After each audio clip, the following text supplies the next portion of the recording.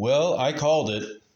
I said that, yesterday when I did the overview of Stripes and Links, that possibly Eric W. Schwartz would put it out, at least the 27th page, that is, by either later that evening or early in the morning today. And he did. Page 27 went up. And it's a continuation of Sabrina talking to her mom, trying to get, her side of the stories, wanting her to just come out about what happened with ZigZag. And Sabrina almost shoots herself in the foot because she basically tells her mom, what's the issue? Why are you acting this way? Why did you go catatonic, if you will? And when I talk about Sabrina almost shooting herself in the foot, what I'm talking about is the fact that she goes on to mention how ZigZag kissed her, which surprises her parents. Like, wait a minute, what? Excuses? What did you just say?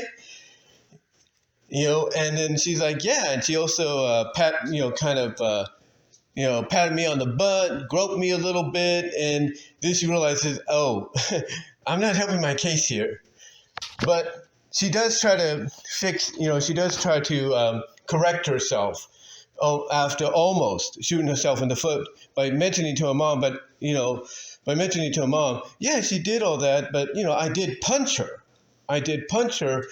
And everything, and I think that might be where the latest page ends and all that. Gonna double check here and just make sure. But yeah, she goes on to kind of tell her folks, because she's trying to get, her mom to talk about the situation, try to get it out of her and everything. And I do apologize for that notification there. That's from Facebook. That's Facebook notification from one of my friends. But anyway, basically what it is that she's,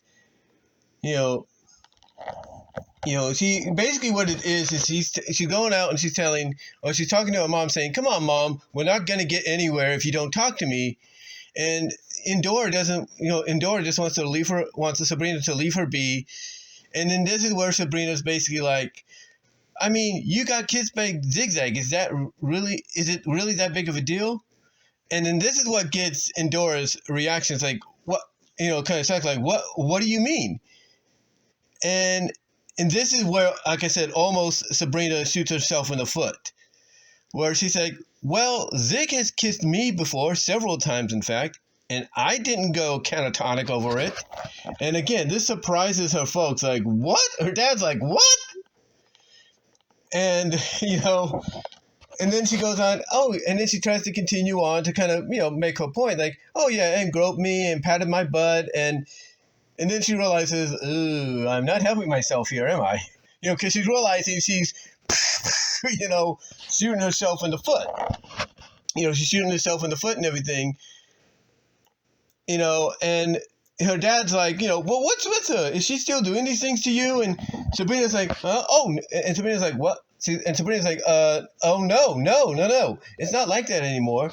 And then she tells her she's calmed down a lot and hardly does that kind of stuff anymore, especially after I punched her out that one time. So, yeah, she's trying to basically explain that, look, ZigZag kissing you shouldn't even be that big of an issue. And what's interesting is some people brought this up in the comment section. They brought up the fact that, wait a minute, ZigZag kissed her dad too. Shouldn't that be brought up? And I think come page 28 or 29, that's going to get brought up. That right there will be brought up, possibly in the next page or page 29. But yeah, Sabrina is basically like, she's explaining to her mom, like, look, it's not that big of a deal. So, ZigZag's done it to me. And, oh, by the way, she's also groped me and, patted me on the butt. And I think she's realizing, oh, okay, cut the line there, Sabrina. It's like she's realizing, oh, Sabrina, cut the line before you shoot yourself any further, in the foot. But anyway, she's basically explaining to them, look, this has happened to me before, but I've never gone catatonic. And she's even telling them, yeah, ZigZag, she doesn't do that much doesn't do that kind of thing, to me anymore. as much anymore, especially after she punched her. And I'm sure they're going to have a flashback where she explains to them, because they're going to probably ask in the next page, what do you mean punched her? And she'll probably explain, oh, yeah, well, she invited me, because this was earlier on in the Sabrina book, when Sabrina got hired by ZigZag. ZigZag, for some of you that may not know this if you're new, ZigZag hired her on to be part of the team, be, the technical, a technical assistant of the team, and, kind of, build herself up. As well as give her a job. And what happens is ZigZag needs her, or not needs her, but invites Sabrina to go with her on this conference trip to not only talk business about her studio, her, adult studio, Double Z Studios, but to help out, with the technical aspects, kind of explain the the technical aspect of, what they're going to be doing, like with computers and streaming and stuff like that, I think, or whatever the case may be. Well, not streaming yet. This is like mid to late 90s. But anyway, you get the idea. But she wants her to help, wants her to be there to be like a witness, as well as, someone that can explain the technical aspect of where the studio is going. But she also brought her along because the one thing ZigZag was always known for doing, and reputational wise, is always finding a way to bed any of her employees, whether they were behind the scenes or they were starring in some of the adult films. She would always find a way to bed them, get it on with them. But Sabrina proved to basically be the exact opposite, because the moment ZigZag came onto her, bam, Saco City. And what happened is ZigZag wasn't mad. She didn't even fire her. She, in a way, realized, okay, wake up call. Not everybody I hire is going to be that way. And it was a reminder of what she had gone through, as a child herself. And that's why, Sabrina says, yeah, she does this. That's why Sabrina's explained to her parents, yeah, she does still kind of do it, but not as much ever since that one moment. And I could see in the next page, her not only explaining what she did in flashback, but then maybe the father being like, well, saying something to try to make himself look good. And I've got a feeling the moment the father says something, that's when Sabrina's going to bring up, oh, well, you didn't complain when she kissed you at the studio. I could see that. And then I could see Endora going like, what? What happened? And that's when the father will be like, okay, major point. I get it, major point. But I have a feeling within the next 2 weeks, we're going to get an explanation. We're going to get an explanation from Endora as to why she's acting the way she is. Now, some might say, oh, it's because she was given a proper upbringing. Not so fast. Not so fast on that, my friends. Because I think what's going to happen is it's going to get revealed, as I mentioned, yesterday. It's going to get revealed that Endora had a very, I guess you could say, very naughty past. And it's a naughty past that would have to involve her being somewhat of a wild child, somewhat like a ZigZag in a way. But in a way that it was something that she probably did during her younger years, like before she met, her husband, Sabrina's dad. So I could see that being the revelation, and that ever since she married her husband, Sabrina's dad, she has tried to keep that side of her, that, beast, that sexual beast, if you will, locked, away inside of her. But ever since she met ZigZag, it's like, I'm thinking that side of her, that beast, is starting to awaken and wanting to, come back out and play. But she's doing her best to keep it within. However, I think the kiss, where, she went catatonic, as Sabrina put it, that is what woke that beast up even further, to where it's like, it is busting down the door, cracking down that door it's trapped in even further. And I think eventually we're going to get an explanation. I really do.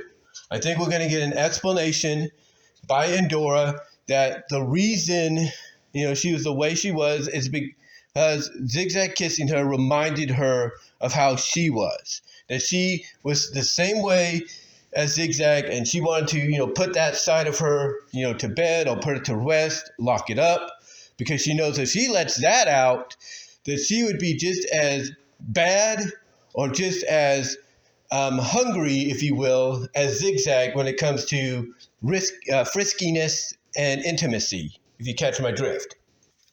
But yeah, I think that's what it's leading towards. That's what it's leading towards. And I also think if that's not the case, well, not the case entirely, I also think it'll get revealed that Endora wanted to be the one to kiss ZigZag first because, she finds ZigZag to be not only someone fun to be around and, get along with, but also someone that she finds attractive. And there's a side of her that wants to, that it's awakening a side of her that wants to be explored. So I can see either one of those two scenarios happening. I can. And again, I do believe that it's going to lead into a spin-off comic in the Fur After Dark series where basically we're going to get something between Endora and ZigZag. I really do. Because right now you have Tina and ZigZag on a road trip. They might get a side story in Fur After Dark. I'm not really sure. Where basically they're going to try to find out, okay, why is ZigZag this way? Why is she doing certain things a certain way? Why does she have these impulses to want to, always get it on with somebody, even if they don't want it? They're doing that right now in the Stripes and Links story. And now we have this thing here where I think we're going to finally get a revelation about Endora and the fact that there's more to her than she's letting on, and that she may have had a more zigzaggish past, than she wants to admit, to the point that, again, I think we're going to find out either A, she used to be a wild child herself that, like ZigZag, would get it on with just about anybody she could, male or female, and would do it with her friends and stuff. And this would be before she met her husband. Or we'll find out that she wanted to be the one to kiss ZigZag first because she not only finds ZigZag fun to be around and hang out with, but she also finds her attractive, and she's awoken something inside of Endora that she just wants to let loose. Which again, either one of those scenarios, I think is going to lead to an Endora ZigZag story in Fur After Dark. But we'll have to see. We'll see what Eric W. Schwartz has in mind, down the line. But yeah, so far, the Stripes and Links story, guys, is actually really good. I highly recommend checking it out at the Sabrina-Online.com. Also support Eric W. Schwartz over at Patreon. He's got two of them, one for Fur After Dark and one for Sabrina. And that's all I can really say, guys. Let me know what your thoughts are down below in the comments. Like the video, ring the bell for notifications, subscribe to the channel. It would help me out big time, guys. Also, click on the link in the description to check out my Teespring store. The link will be at the bottom of the description box. Check that out. Get yourself some merchandise you can't get anywhere else, especially in time for fall. Also, guys, check out where you can find my content elsewhere from Rumble.com at BW Roses, Odyssey.com at BW Roses, DeviantArt.com at BVW1979. Also, check me out at all your favorite podcast affiliates like iHeartRadio, Spotify, Pandora, Spotify for Podcasters, iTunes, Audible, you name it. You will find me there. Radio Public, I am on there as well. Also, check me out at VENMO.com at BW Roses. And check me out at Venmo and Cash App to help me out in that area if you want to. Also, Super Thanks will be open after the video's premiere is over. And Super Chats, as described in the description box, are open or were open during this broadcast. But guys, let me know what your thoughts are. Comment below. Love to hear from each and every one of you on this. What have you thought of the story so far if you've been following it? And until then, I am out.